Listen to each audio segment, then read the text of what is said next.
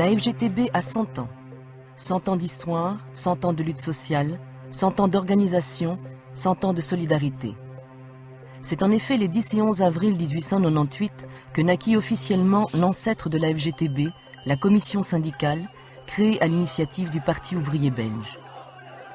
Un anniversaire, c'est le moment privilégié pour jeter un regard, sans nostalgie mais avec réalisme, sur le chemin parcouru par les travailleurs depuis un siècle. Un chemin qui enseigne que rien n'est définitivement acquis et qu'il convient de poursuivre le combat sans relâche pour une société plus juste et plus égalitaire. Un chemin qui illustre le passé pour mieux comprendre le présent et affronter l'avenir.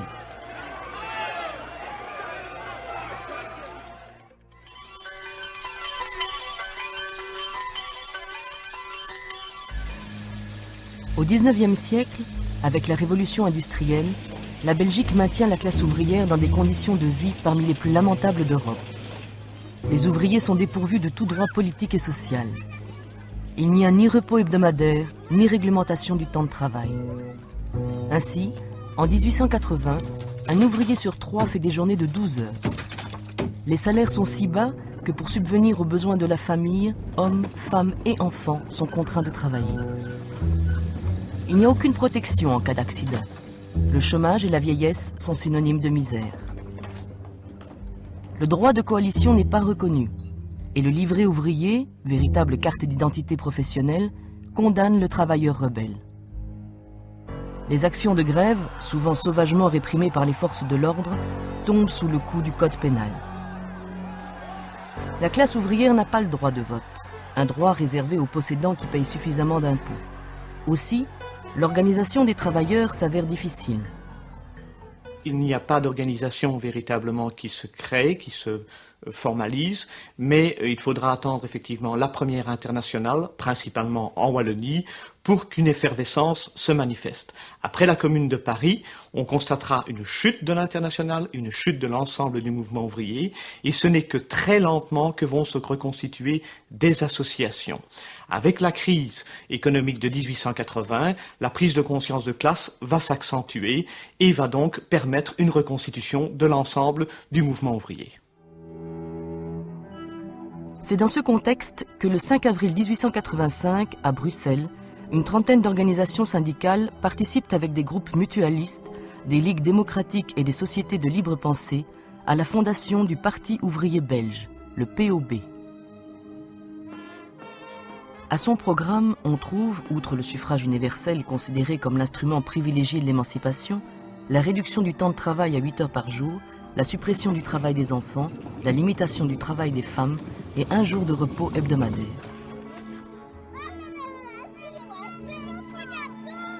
La tactique du POB est d'inspiration réformiste. En effet, son but est d'améliorer progressivement la condition de la classe ouvrière par l'obtention du suffrage universel.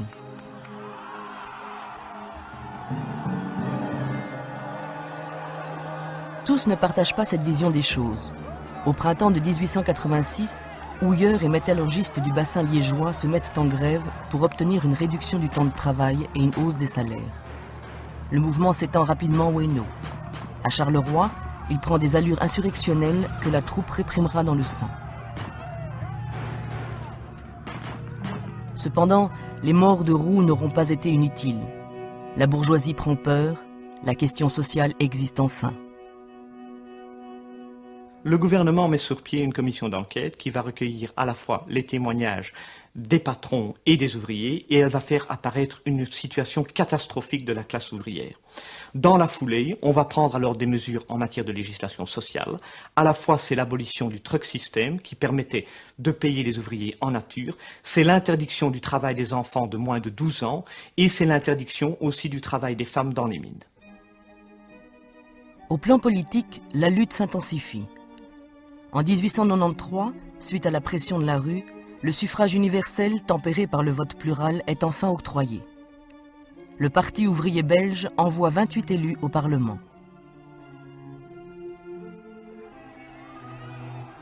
Il faudra encore 2 autres grèves générales, en 1902 et en 1913, pour que le Parlement accepte, à la veille de la Première Guerre mondiale, d'envisager la réforme. Dans un souci d'efficacité, le POB ambitionne d'unifier l'ensemble de la classe ouvrière sous son étendard.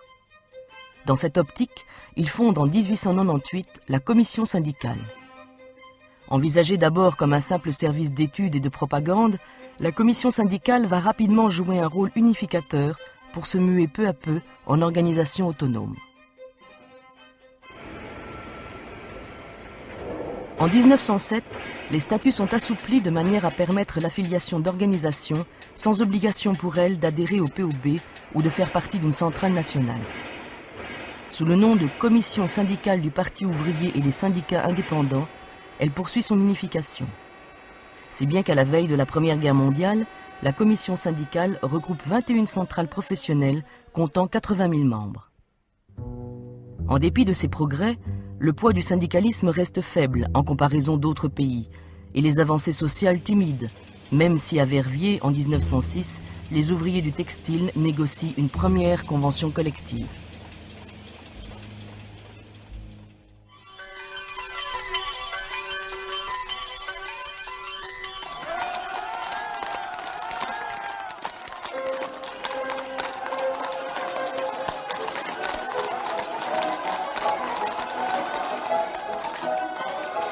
Le lendemain de la guerre 14-18 marque l'efflorescence du mouvement syndical et l'instauration d'une véritable législation sociale.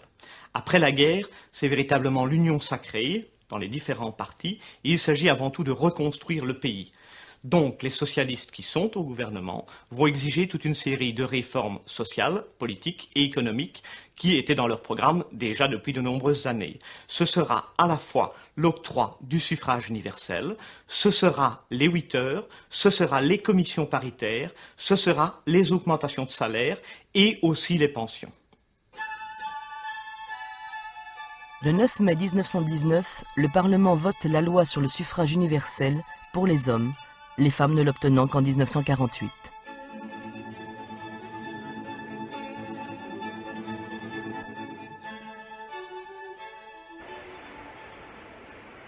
Les syndicats, dont le rôle dans la distribution des allocations de chômage se voit confirmé, gagnent ainsi la sympathie de la classe ouvrière. Ils recrutent massivement. En 1921, la commission syndicale comptera jusqu'à 689 000 membres. Devenue un interlocuteur incontournable, la commission syndicale avance un cahier de revendications qui bénéficie de l'appui des ministres socialistes au pouvoir jusqu'en 1921.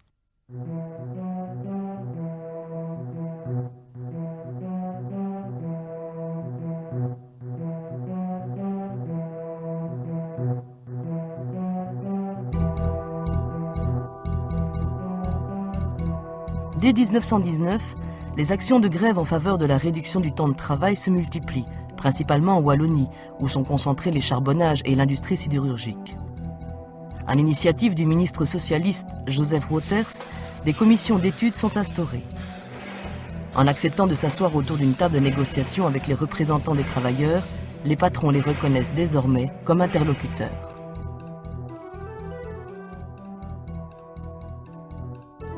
Ces commissions, destinées à jouer un rôle ponctuel sur la question du temps de travail, voient leurs prérogatives grandir et deviennent des institutions permanentes. Ce sont les ancêtres de nos commissions paritaires. En 1921, l'article 310 du Code pénal, qui interdisait toute coalition, est enfin aboli et la loi sur les 8 heures est votée.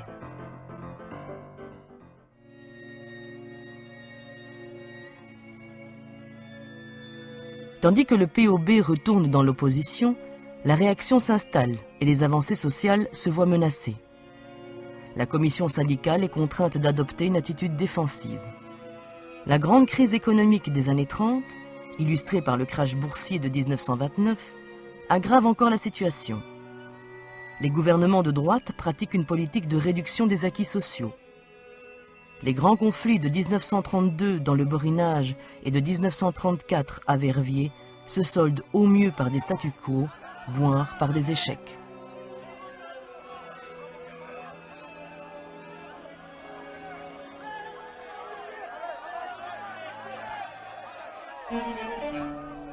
Il faut attendre 1936 pour que l'espoir renaisse. Avec l'amélioration de la conjoncture et le retour du POB au gouvernement en 1935, la tendance s'inverse. le 2 juin 1936, les dockers anversois arrêtent le travail. Quelques jours plus tard, les mineurs liégeois débrayent à leur tour. Bientôt, on compte un demi-million de grévistes dans le pays. Leur victoire est à la mesure de la mobilisation. Les travailleurs obtiennent une hausse générale des salaires, la semaine de 40 heures dans les usines insalubres et la première semaine de congés payés.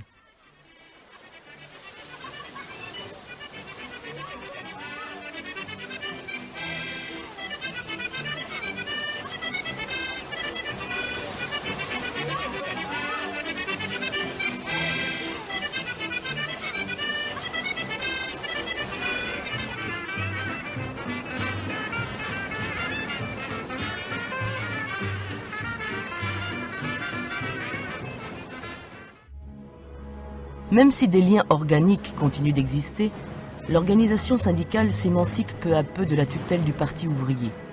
Et en 1937, la commission syndicale devient la Confédération générale du travail de Belgique, la CGTB. Le temps est venu de redéfinir les principes idéologiques anticapitalistes de l'organisation. Par le passé, le mouvement syndical socialiste avait trop souvent poussé le parti à la participation gouvernementale, privilégiant ainsi les réformes immédiates au détriment de l'idéologie.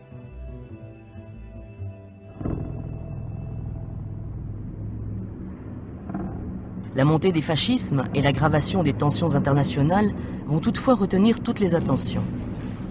Avec la Seconde Guerre mondiale, la CGTB connaît des heures sombres.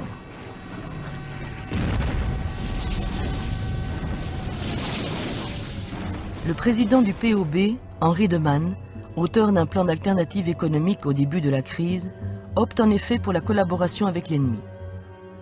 Dès juin 1940, il dissout le POB et fonde l'Union des travailleurs manuels et intellectuels, l'UTMI, organisation de type corporatiste censée regrouper les syndicats existants.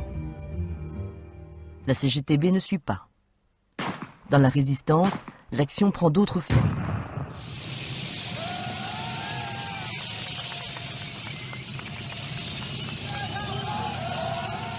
Au lendemain de la guerre, le paysage syndical apparaît comme relativement éclaté. D'une part, on a l'ancienne CGTB, de tendance socialiste, mais également le mouvement syndical unifié, de tendance renardiste, la Confédération des syndicats unifiés, qui est de tendance plutôt communiste, le syndicat, enfin, des services publics, qui est l'ancêtre de la CGSP.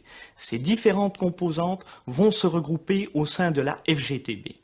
Pendant un certain temps, il y aura des contacts avec la CSC pour envisager une fusion totale de tous les syndicats. Mais la CSC refusera d'aller plus loin dans ces contacts, craignant de perdre son identité confessionnelle.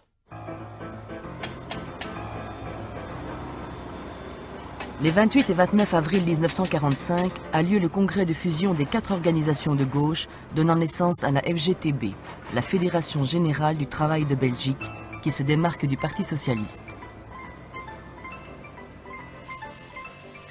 La première tâche de la FGTB est de mettre en œuvre le pacte social conclu dans la clandestinité avec la CSC et le patronat. Un pacte social qui instaure un système généralisé de sécurité sociale basé sur l'assurance obligatoire et la triple contribution des travailleurs, des employeurs et de l'État. Par la suite, la FGTB s'efforce d'y apporter des améliorations afin de parfaire la couverture sociale et de maintenir les revenus des travailleurs face aux aléas de la vie.